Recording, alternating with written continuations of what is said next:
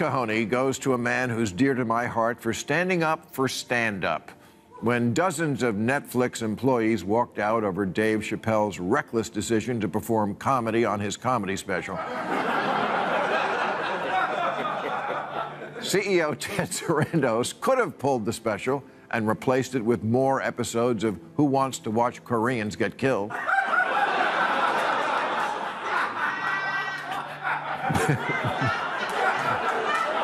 But instead, he reminded his Netflix employees that comedy exists to push boundaries and told them if you'd find it hard to support our content breadth, Netflix may not be the best place for you.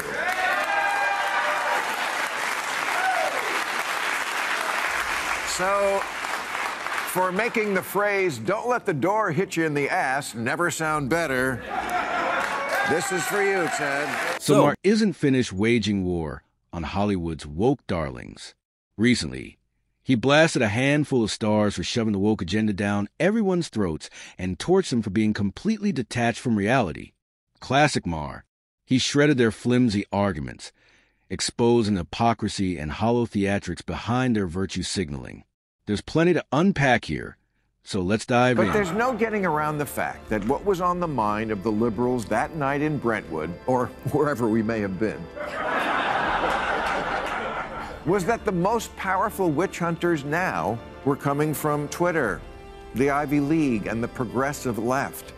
J.K. Rowling used to be a villain to the right because she wrote books about witchcraft. Now she's a villain to the left because she has the crazy belief that there's more to being a woman than pronouns and lipstick. Maher kicked off the evening by pointing out a brutal irony. The woke left loves to worship its heroes until those heroes dare say something that doesn't fit the script. Then, just like that, they're excommunicated. J.K. Rowling may be the most infamous example, but she's hardly alone. Elon Musk was once Silicon Valley's golden boy. Joe Rogan was the edgy voice of progressives. And even Maher himself was celebrated as a liberal firebrand. Yet the moment they voiced unpopular opinions, the woke mob turned on them with claws out. Loyalty, it seems, lasts only as long as conformity does. So that was the point of the evening. How do we take a stand against cancel culture? And I suggested, since we were mostly all in show business, that we start an award show to honor the brave people who have fought back. Well, I got to tell you, the idea was met with great enthusiasm by everyone. And in short order, different people were suggesting the ways that their varied talents could be put to use. And then, of course, being Hollywood, nothing happened. But it's still a good idea, so I'm going to do it right here, right now. And not only that, we're going to do it every year. So, if you're wondering what Maher is really saying, here's the breakdown. He wants to crown Hollywood's true rebels, the stars who refuse to kneel before the cancel culture inquisition. These are the ones who didn't grovel, didn't issue those carefully scripted PR apologies, and didn't delete their statements just to appease the mob. Instead, they doubled down, stood their ground, and reminded everyone that free speech still matters.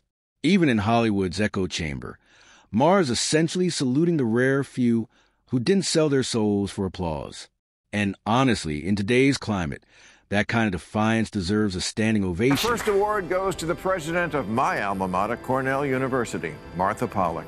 This month, students there demanded trigger warnings before all the lectures in case any of the adult subjects you specifically went to college to learn about came up. And Martha said, yeah, no, we're not doing that. She didn't cave in or hire a new dean of sensitivity. She just said, no, college is for introducing you to new ideas, not for kissing your and making you feel wonderful and always right. If every university had the backbone and clarity of Martha Pollack, we'd be shaping a generation of bold leaders grounded in common sense rather than ideological fluff. For too long, higher education, especially in the years leading up to Trump, degenerated into a breeding ground for bizarre, impractical ideas that eroded the very moral foundation of society. Campuses became echo chambers where dissent was silenced, conformity was glorified, and intellectual curiosity was replaced by political correctness. Yet even before Trump's presidency, voices like Martha Pollack refused to cave.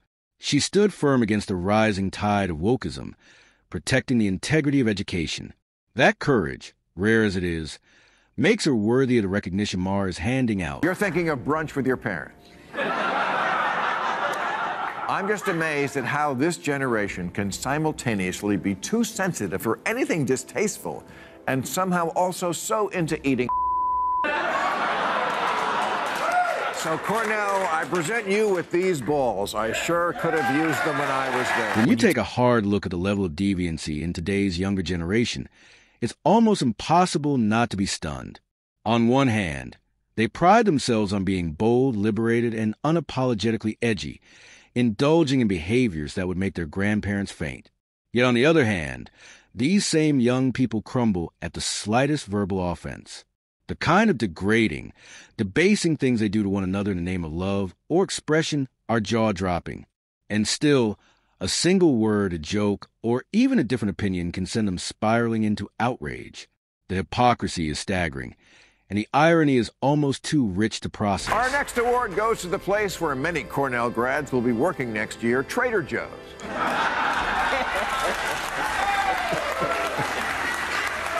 Trader Joe's, who for years have been selling a line of ethnically themed products, trading on the name Joe. For example, they have Trader Jose's beer. So, of course, one teenager on Twitter heard the word Jose and said it was racist, and then there was a petition, and then Trader Joe's management did the right thing. They burnt down all their stores and killed themselves.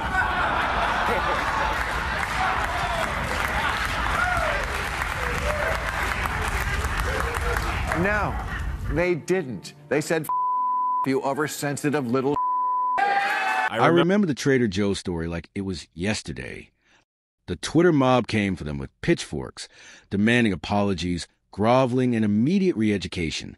Everyone expected the company to buckle under pressure, because that's what most corporations do these days. They cave, they issue long-winded statements dripping with guilt, and they rebrand themselves into oblivion. But Trader Joe's did the unthinkable. They stood their ground. They refused to play along with the cancel culture circus. And guess what? The world didn't end. Sales didn't collapse. Customers didn't storm out in protest. Why? Because most people saw through the nonsense. After all, there's nothing remotely offensive about labeling a product Trader Jose. It was clearly playful branding, not a hate crime. By refusing to apologize for something that didn't deserve an apology, Trader Joe's proved that sometimes common sense and courage are all you need to win. Get a life and a sense of humor and released this statement. We disagree that any of these labels are racist, and we do not make decisions based on petitions. You see how easy it is? So to the home of the 19-cent banana, here, have some nuts. Trader Joe's deserves every ounce of applause for standing tall against the so-called woke mob.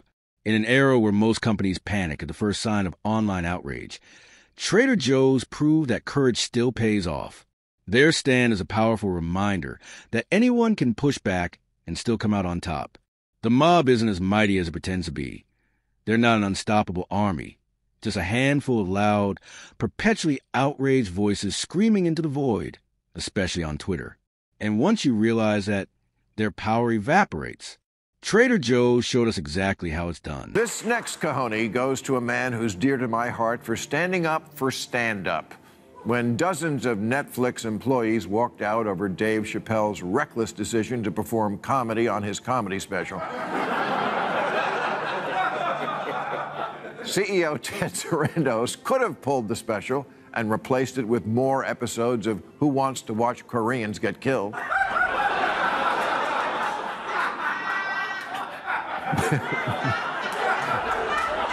But instead, he reminded his Netflix employees that comedy exists to push boundaries and told them if you'd find it hard to support our content breadth, Netflix may not be the best place for you.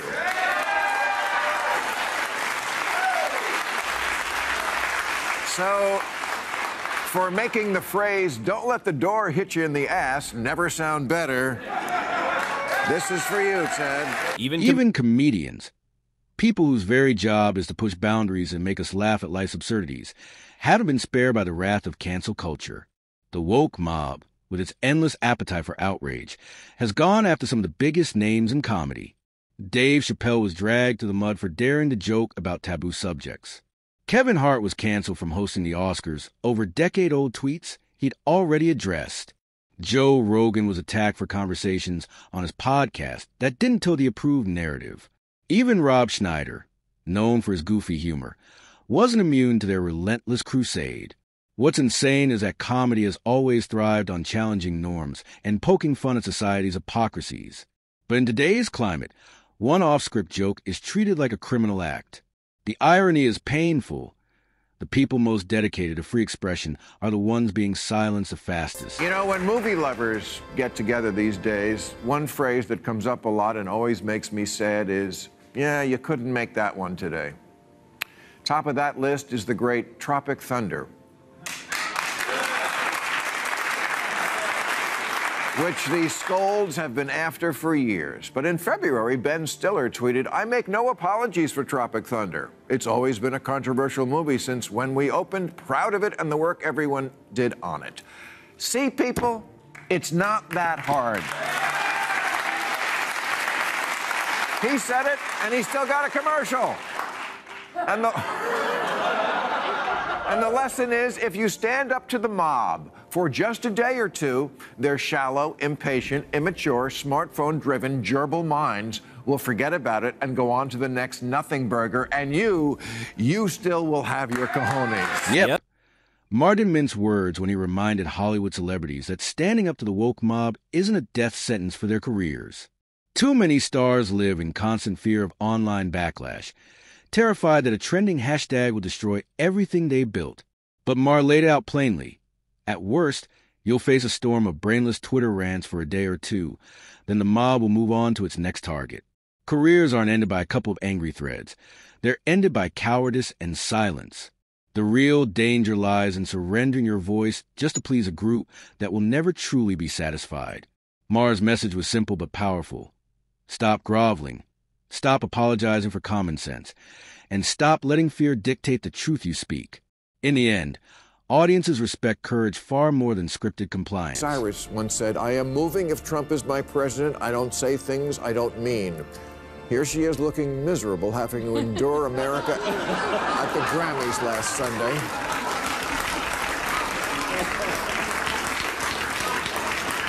I guess she flew back from Tajikistan. Maher then aimed his sights directly at the Hollywood stars who love to posture, but crumble the moment real courage is required. Remember the flood of celebrities who swore up and down they'd pack their bags and leave America if Trump ever won the presidency? They made grand declarations on late-night shows, red carpets, and Twitter feeds, promising exile in the name of principle. Yet fast forward 9 months into Trump's presidency, and where are they? Still in Hollywood. Still sipping champagne. Still living their best lives under the very administration they claimed was unlivable. Not a single moving truck in sight. Maher called it what is pure, unfiltered hypocrisy. Empty threats for applause. Empty words for clout. If you're going to scream about resistance, at least follow through. Otherwise, it's all performance. A script written for the cameras, not a stand rooted in conviction. In 2016, Eddie Griffin said, "If Trump wins, I'm moving to Africa." Apparently very slowly, because in Trump's 4 years, he only got as far as Van Nuys. George Lopez once said that if Trump won, he won't have to worry about immigration. We'll all go back. George Lopez still here. Hollywood celebrities are the absolute last people anyone should ever look to for serious advice. These are not philosophers, thought leaders, or visionaries. They're entertainers whose entire existence revolves around applause. Their words bend to the crowd. Their values shift with the trends, and their convictions disappear the second they threaten ticket sales or streaming numbers. They're masters of pandering, carefully curating their image to stay in the public's good graces. And when the woke mob comes knocking, most of them fold like cheap lawn chairs, offering hollow apologies just to keep the spotlight. They rarely, if ever, have a principle they're willing to stand firm on, let alone a hill they'd be willing to die on. Their moral compass points only toward relevance and fame. If you're looking for courage, consistency, or truth, Hollywood is the very last place you'll find at the end of the day. Maher's takedown of Hollywood and the woke mob wasn't just comedy. It was a reality check. He reminded us that cancel culture only has as much power as people are willing to give it. Trader Joe's proved resistance works. Comedians proved laughter can't be silenced. And voices like Martha Pollack showed courage isn't extinct in academia. Hollywood elites may posture and pander, but real influence comes from those who stand their ground. Maher's message is clear. Stop bowing to empty outrage and start defending common sense. In today's climate, defiance isn't risky, it's necessary. And on that note, we draw the curtains on today's video. If you enjoyed it, hit the like button and subscribe to this channel for more videos like this.